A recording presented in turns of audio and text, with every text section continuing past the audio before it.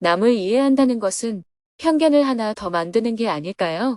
2026년 2월 23일 전법회원법회 평화재단 미팅. 안녕하세요. 오늘은 정토회 전법 회원들이 평소에 활동하면서 겪는 어려움을 해소하고 수행적 관점을 잡아나가는 전법 회원법회가 열리는 날입니다. 스님은 새벽 수행과 명상을 마친 후 오전 7시 30분에 시애틀 정토회 이사회에 온라인으로 참석했습니다. 2025년 사업보고와 결산, 2026년 사업계획과 예산을 검토하고 승인했습니다. 이어서 8시 30분에는 콜럼버스 정토회 이사회에 온라인으로 참석하여 2025년 사업보고와 결산, 2026년 사업계획과 예산을 검토하고 승인했습니다. 모처럼 해외에 있는 정토회 활동가들과 화상으로 만나 반갑게 안부도 나눌 수 있었습니다. 이사회를 마치고 전법회원 법회를 하기 위해 방송실로 향했습니다. 전법회원 모두가 화상회의 방에 입장한 가운데 오전 10시가 되자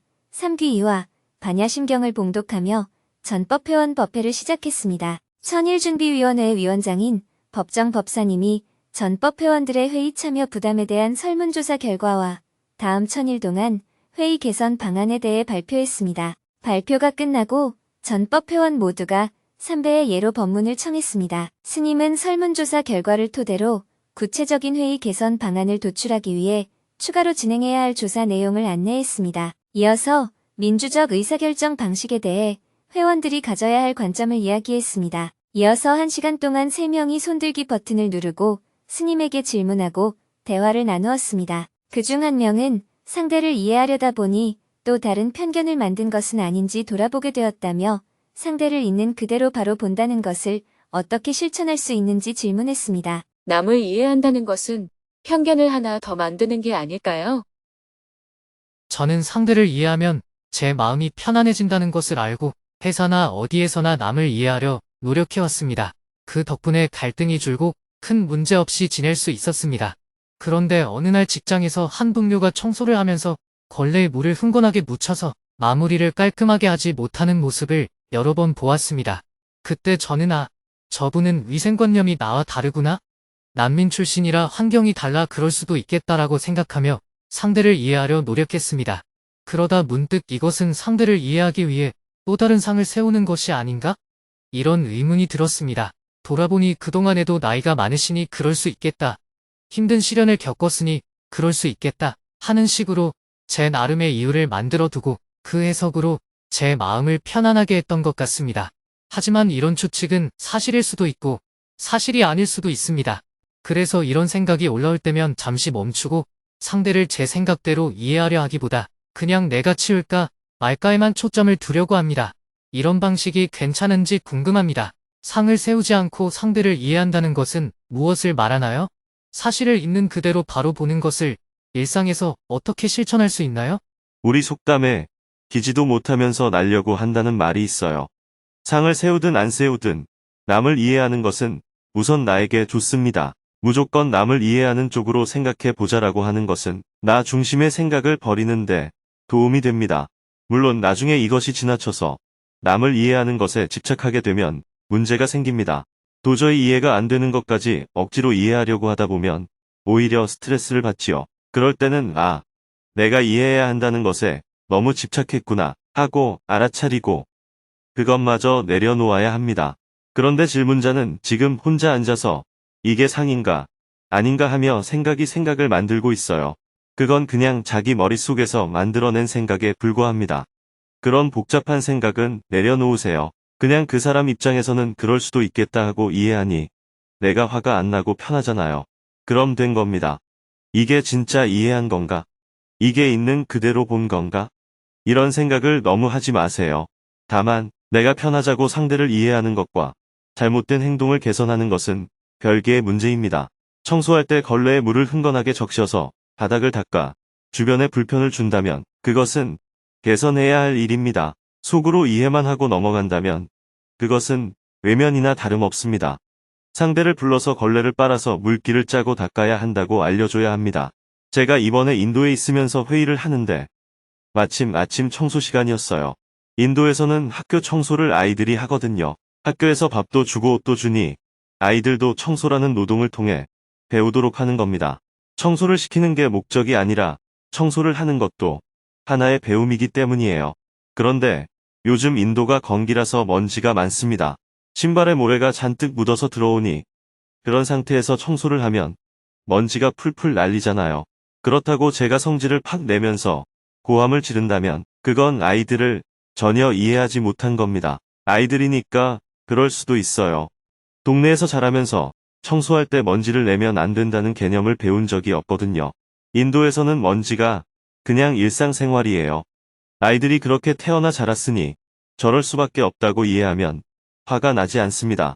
그러나 청소를 잘못하고 있는 것은 사실이니 개선이 필요하죠. 그러려면 화를 내거나 짜증을 내면서 말하는 게 아니라 아이들을 불러서 가르쳐 주어야 합니다. 얘들아, 이리 와봐. 빗자루질은 이렇게 하는 거야. 빗자루를 들고 퍽퍽 쓰는 게 아니라 이렇게 빗자루를 바닥에 낮게 붙여서 쓸어야 먼지가 안 나는 거란다. 물론 물을 뿌려서 할 수도 있어요.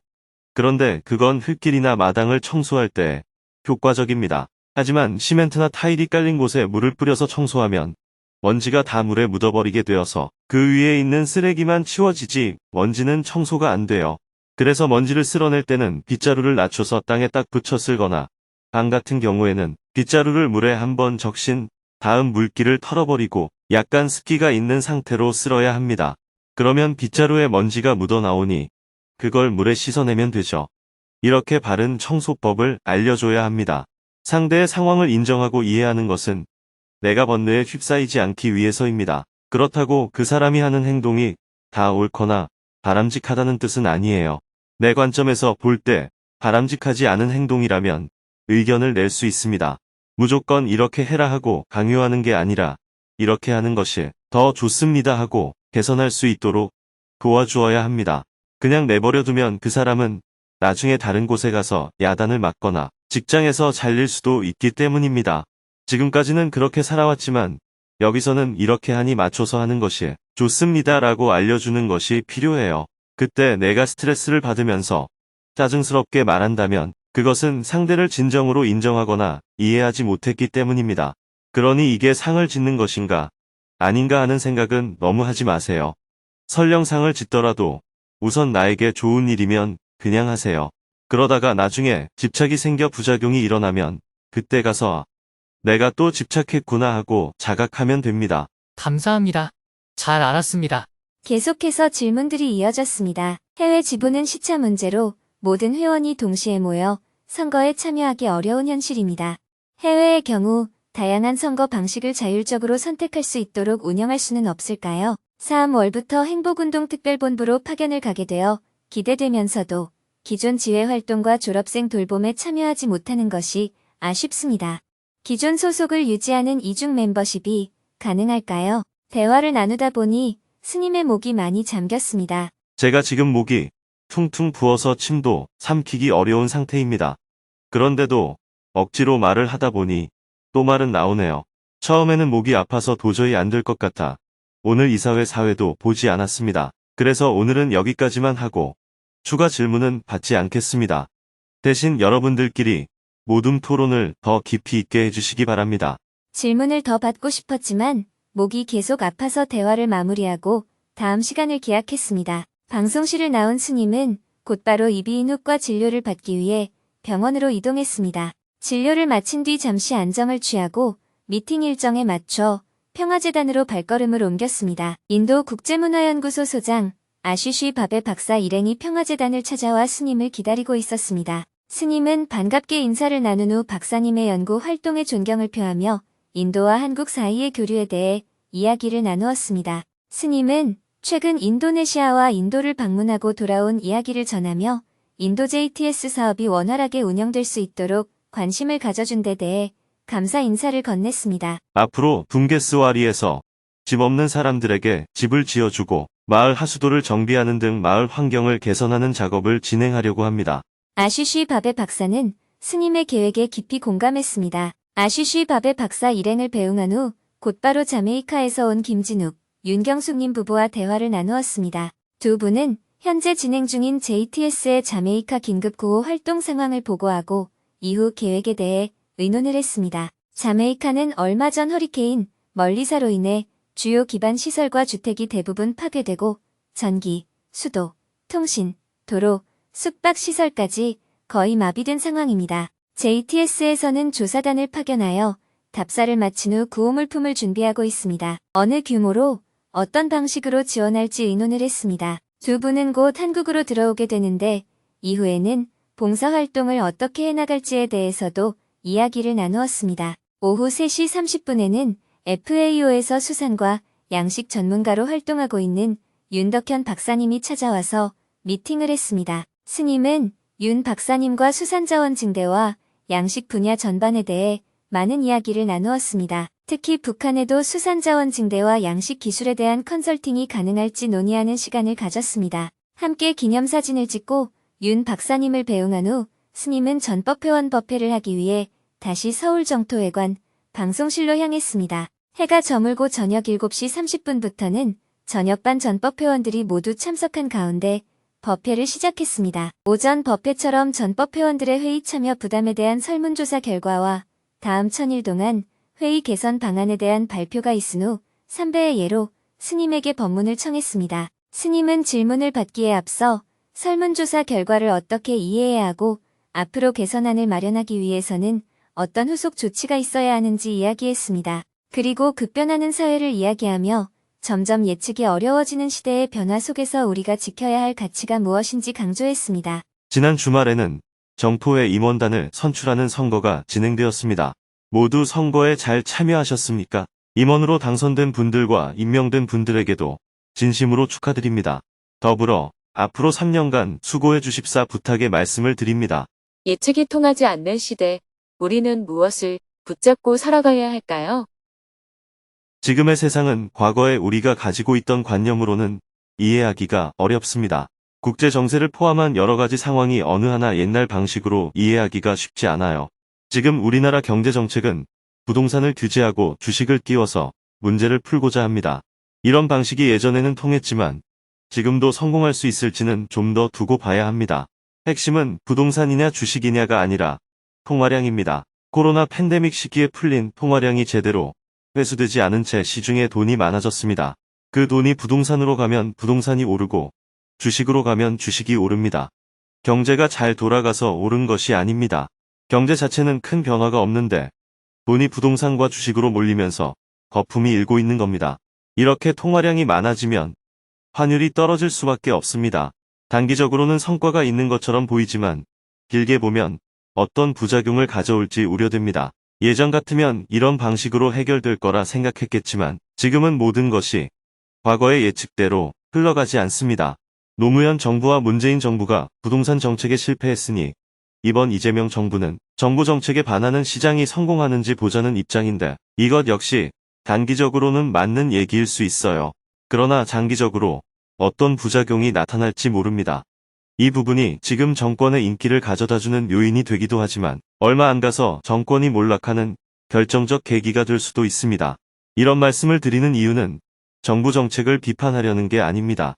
지금 우리가 사는 세상이 이토록 예측 불가하다는 말씀을 드리는 겁니다. 미국 트럼프 대통령이 관세를 대폭 인상하며 강경한 통상 정책을 펼쳐왔는데 최근 미국 연방대법원에서 대통령의 입하에 근거한 관세 부과가 위법이라는 판결이 나왔습니다.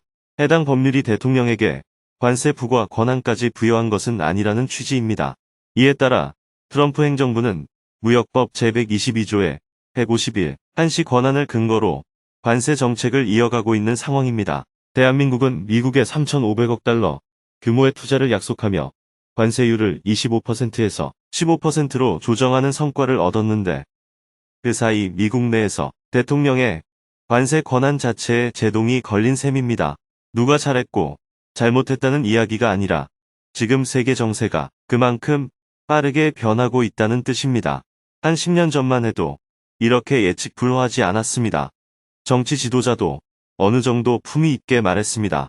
그런데 지금은 전혀 품위가 없는 막가파식의 언행을 보이고 있습니다. 이런 세계 속에서 우리는 어떻게 기후위기를 극복하고 평화를 지켜내고 빈부격차를 줄이며 극빈자를 구하고 차별을 극복하고 평등을 지향하면서 나아갈 수 있을까요? 어쩌면 우리가 하는 이런 얘기마저도 앞으로는 다 옛날 이야기로 치부될지도 모르겠습니다. 우리가 중요하게 생각하는 가치들이 호랑이 담배 피우던 시대 이야기 혹은 꼰대들의 이야기로 평가받을지도 모르겠어요. 그러나 이런 사실까지 감안하고 봐도 평화는 여전히 중요하고 기후위기는 날로 심각해지고 있는 것이 사실입니다. 최근 100년간 발생한 가뭄, 태풍, 폭우 등 자연재해를 조사해보니 피해 규모 상위 10위 안에 드는 재해 중 70%가 2000년 이후에 집중되어 있었습니다. 그만큼 최근 들어 자연재해의 빈도가 늘고 피해 규모도 커지고 있습니다.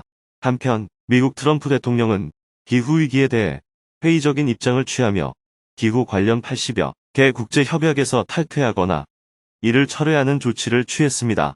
기후 문제를 바라보는 시각이 나라마다, 지도자마다 이처럼 다른 것이 오늘의 현실입니다. 우리는 지금 이런 세상 속에서 살아가고 있습니다. 이어서 사전에 질문을 신청한 전법 회원들이 스님에게 질문을 했습니다.